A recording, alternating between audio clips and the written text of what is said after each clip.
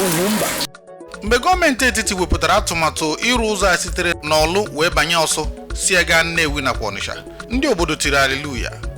Mana n'ụbọchị tata, ya bụ ihe kwesịrị ka ha jiri ya na-arahụ ụra, emeela ka ha mụrụ anya, maka na kọntraktọ na-arụ ụzọ agbahapụrụ ya kamgbe afọ 10 gara aga, o wee butezie mbuze n'ụdị dị egwu.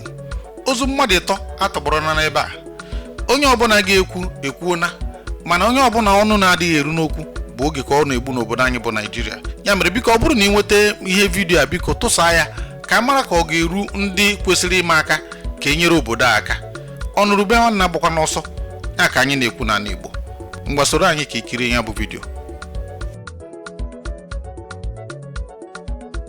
Mụnwa bụ Ọsọfịa nwa ezigbo Nwaokori na-asị gị ife a bụ UGWUMBA. Kwanyere mba anyị ugwu, kwanyere Igbo ugwu.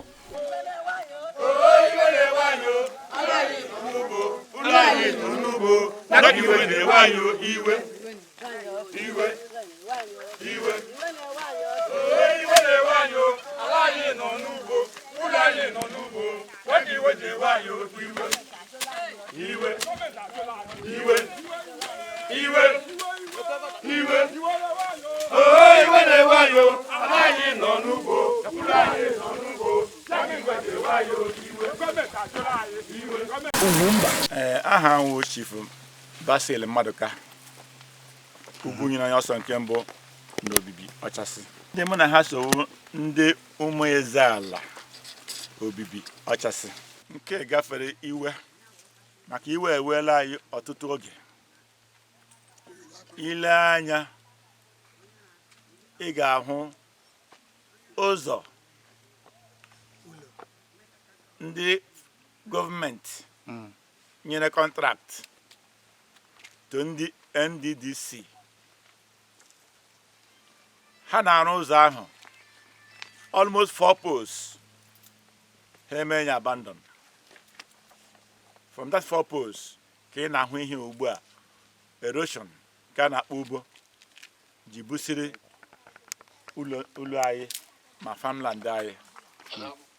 And mmadụ 3 anwụọna n'ime ugbo ị na-ele anya before ndị NDCC eburu blọkụ ha bịa dochie ka ndị mmadụ garazi ịdaba n'ime ugbo.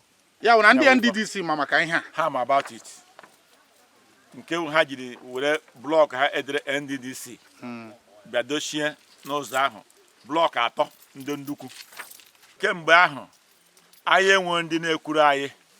Ile anyị ụlọ anyị niile na farmland anyị niile abanye n'ime ugbo. And ụzọ ị na-ele anya koletiri asụ Obirelem, Umuhokabia, Yitenansa. That is Osun local government and Orlu local government. Anyị anaghị agazi ugbo. Anyị enweghị ike isi ebe a gaa Osun local government.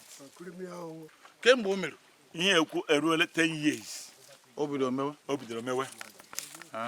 Yes. Kama ahụ nwegoro tunu si gbaa mbọ na nwegoro tunu si gbaa ụdị mbọ na mbụ. Mụnwa na onwe m personally na-etinye video ugbo na Facebook. Ana m post to platform ndị NDDC. Anyị agaala state for it. At least one didn't represent in the House of Assembly. We couldn't represent in the federal constituency. Gịnị ka ha kwuru? Anwe ihe ha kwubere banyere ihe na-eme anyị. Nya ka anyị ji kpọọ ndị onyonyo ka ha gosi gọọmenti, state government, federal government, and even international communities. Ka ha gbatara anyị ọsọ enyemaka. Isi ebe a ị ga-eje Ọnịcha, ị ga-eje Nnewi,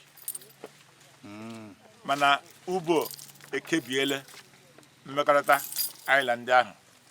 Mmadụ 3 adanye n'ime ugbo mere ndị NDDC jiri buru blọkụ ha nke a ga-egosi gị foto ya bịa dọnye here and ugbo eburukwele blọkụ ahụ ha dewere here. NDDC ma about this road. Achọrọ m ka gọọmenti Imo State and the federal government of Nigeria and the international communities gbatara anyị ọsọ enyemaka n'ihi na anyị enwe ndị na-ekwuru anyị. Obodo ebe na-akwa ihe karịrị afọ 10 dịka unu nụrụ n'ọnụ ha.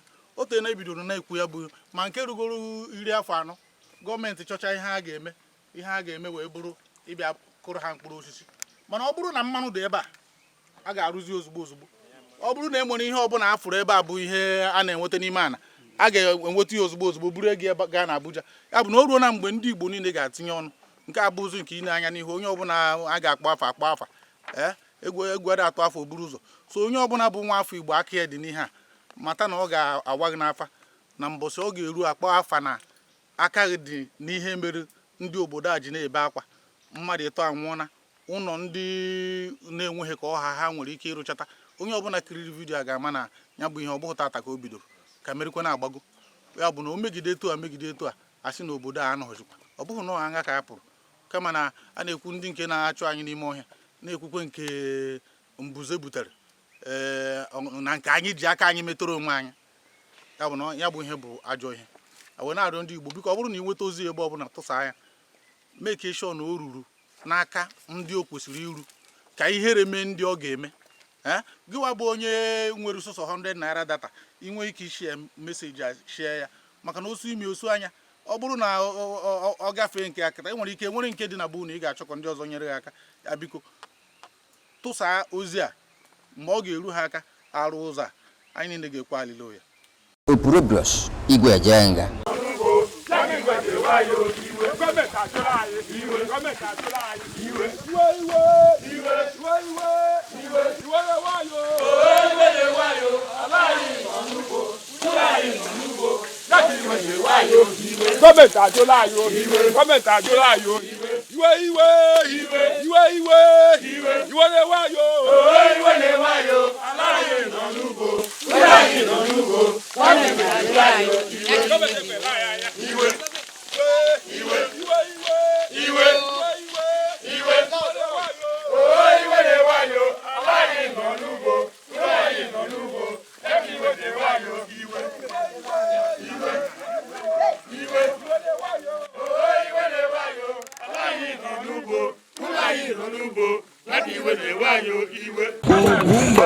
UGWUMBA.